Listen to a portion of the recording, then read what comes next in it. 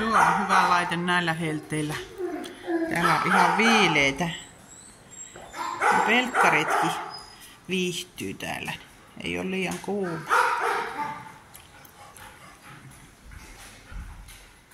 Ei täällä niin kauhean meteli ole, vaikka tarhat on yhtä vaille täynnä.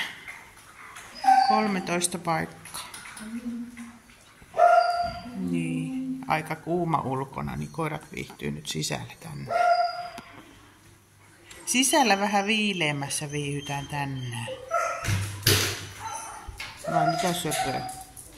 Vai mitä söpöä?